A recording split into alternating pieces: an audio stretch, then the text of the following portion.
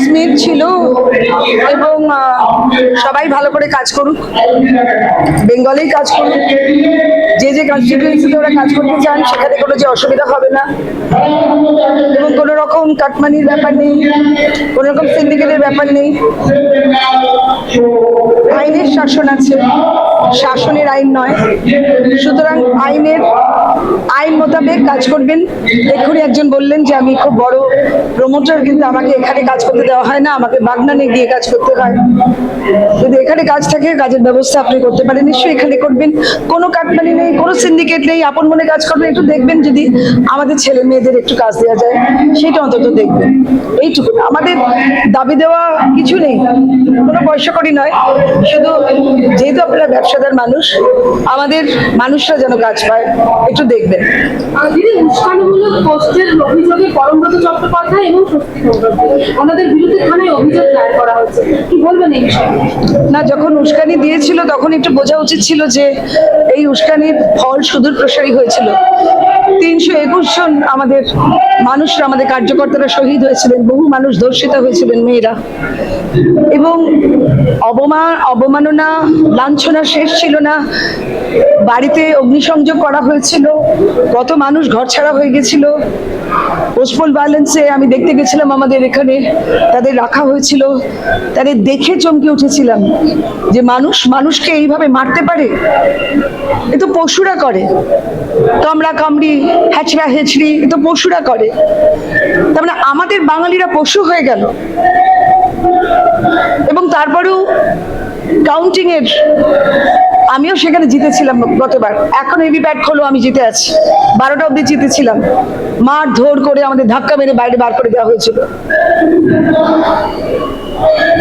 আগের বারই আমরা সরকার গঠন করতে পারতাম, আমাদের দুর্ভাগ্য আমরা তৈরি করতে পারিনি। এইবার করতে পারলাম। ওইবারও কিন্তু 200 পারছিলাম আমরা। আমাদের অনারেবল প্রাইম মিনিস্টার নরেন্দ্র মোদীজি কিন্তু ক্যালকুলেট না করে কোনো কথা বলেন না, তাই নিয়ে তাকে বহু ঠাট্টা ইয়ার্কি করা হয়েছিল। যারা ঠাট্টা করলেন, যারা আমাদের মানলেন, আমরা কিন্তু একটাও কথা বলিনি, তাদের মানিনি, কারণ আমরা মানুষ। ওই মানবিক মূল্যবোধগুলো গত 15 বছর ছিল না। মানবিক মূল্যবোধগুলো আপনারা ভারতীয় জনতা পার্টির কার্যকর্তাদের দেখে শিখুন। এবং যারা, আমি আরো শিল্পীদের বলছি, না জেনে না বুঝে কোনো কথা বলবেন না, কারণ তার ফল সুদূর প্রসারী হয়েছিল। শুধু ঠাট্টা করার জন্য, শুধু কিছু লিখে ফেলবার জন্য, কিছু বলার জন্য কোনো কথা বলবেন না। ভালো করে ভাবনা চিন্তা করে, যেমন করে আমরা ডায়ালগস বলি, সেরকম করে, আমি বলছি আগে থাকতে মুখস্থ করে, পরিষ্কার করে, সুন্দর করে আপনারা ভেবে চিন্তে কথা বলবেন। একটা ভিডিও ভাইরাল হচ্ছে, দেখা যাচ্ছে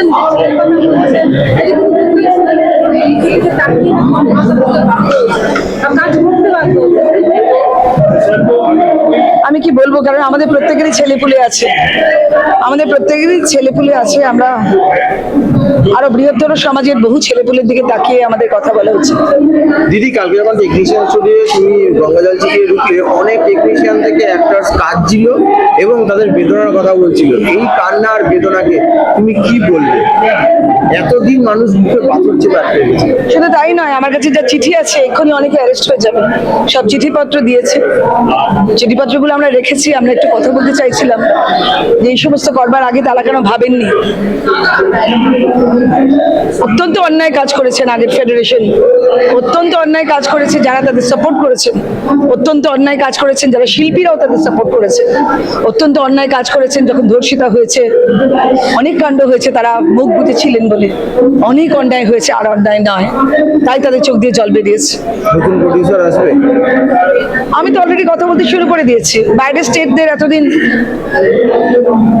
আসতে দেওয়া হয়নি, রিজনস নট নোন, জানা নেই কোন কারণে তাদেরকে আসা বন্ধ করেছিল। দৃশ্যম 3 এর ইউনিট, ওদের টিম আমার সাথে কালকে দেখা করে গেছে। দৃশ্যম 3 এর টিম আবার এখানে আসবেন, এখানে কাজ করবেন। তারা খুব খুশি। ম্যাডাম, আপনি আমাদের সঙ্গে আছেন বলে আমরা আবার এখানে আসতে পারবো না। আমি তোমাদের সঙ্গেই আছি। আমরা এতদিন ক্ষমতায় ছিলাম না, এখন ক্ষমতায় আছি। সমস্ত বাইরের স্টেট এখানে কাজ করবে। আমাদের এখানে কত কাজ শেখা হবে, কত বড় বড় কাজ করেন তারা সারা পৃথিবীতে। কালকে একদিনে দৃশ্যম 3 35 কোটি টাকা একদিনে, তার মানে আরো কত কোটি কোটি কোটি 100,000-এ পৌঁছে যাবে। সেই সব মানুষদের সাথে থাকবো। রেভিনিউ কালেকশন হবে না, অন্য কিছু আমরা নিজেদের মধ্যে পলিটিক্স করে নিজেদের পকেট ভরবো।